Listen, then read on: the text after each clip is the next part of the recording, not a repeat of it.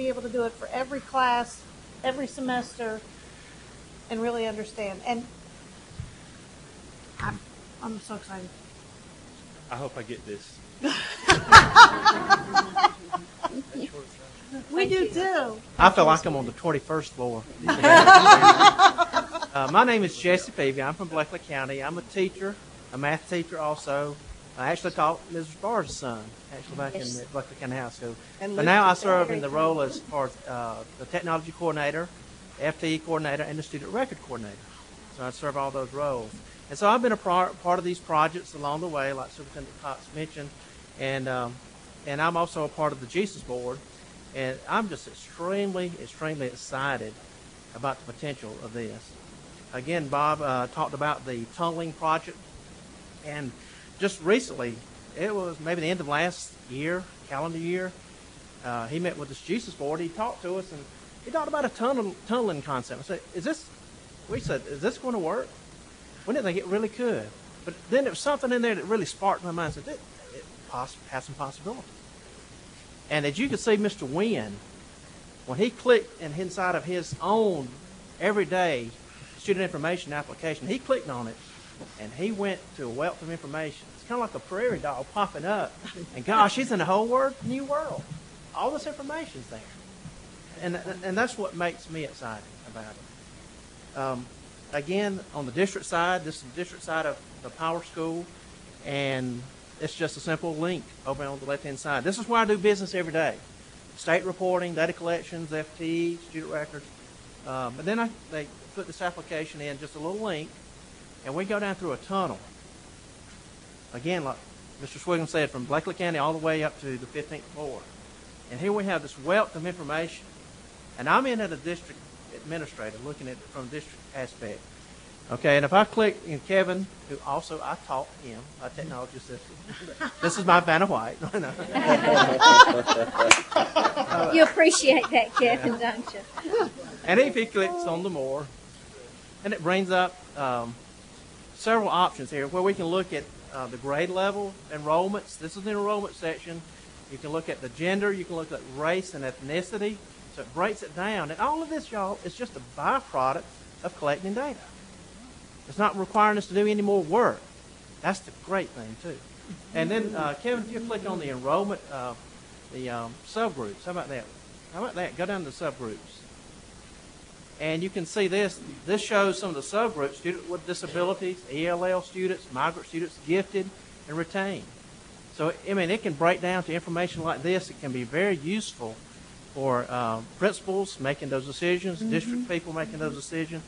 Again, I think we will all become, and we've always said this, we need to be data-driven decision makers. We've said it. Now we have it.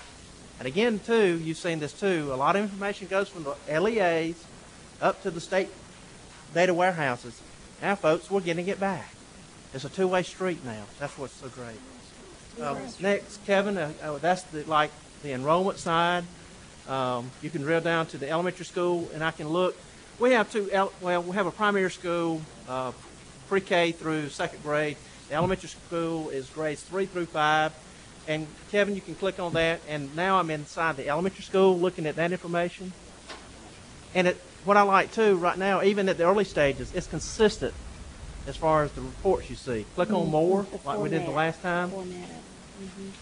And once again, you see by grade, gender, and subgroups. So it's very consistent. But again, I'm at the elementary school looking back to 2007, that information. One thing I want to mention here is this is a school system that I personally know very well, but they are also a very... not large? Well, they're not large, that's true, but they're also not wealthy. Right. And that has not prevented them from doing the things that they could do with the resources that they had to try to get to a data system that was going to benefit their teachers and their students and their school leaders.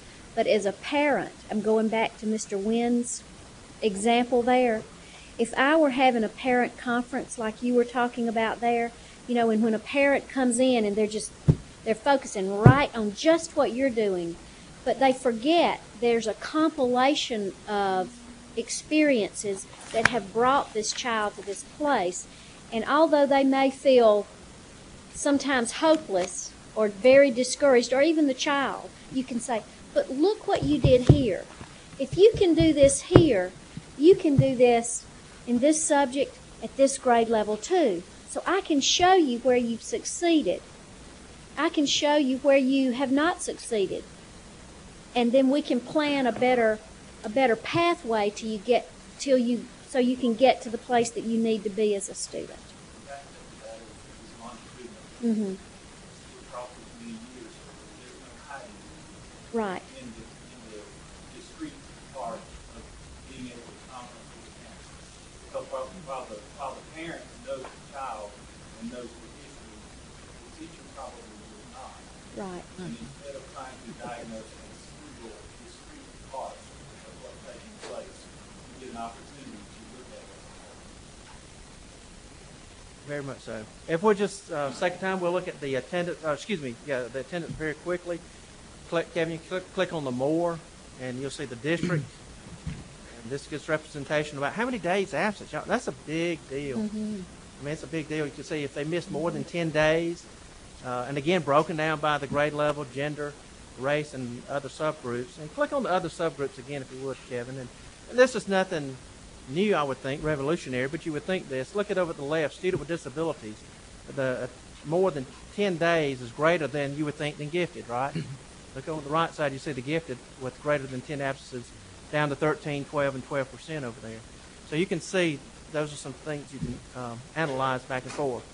Now, one great thing, I know it's time for me to probably sit down, is that you can export this information in a lot of formats. That's great. We can export this, put it in Excel, PDF, and present it. So it's a lot of possibilities that we can do there. One quote I have, thinking about all this, I feel like I'm at the California Gold Rush. I mean, this is great. It really, but anyway, I said, go as far as you can see, and when you get there, you'll see farther. Simple. November, I think we talked to Mr. Swigum here.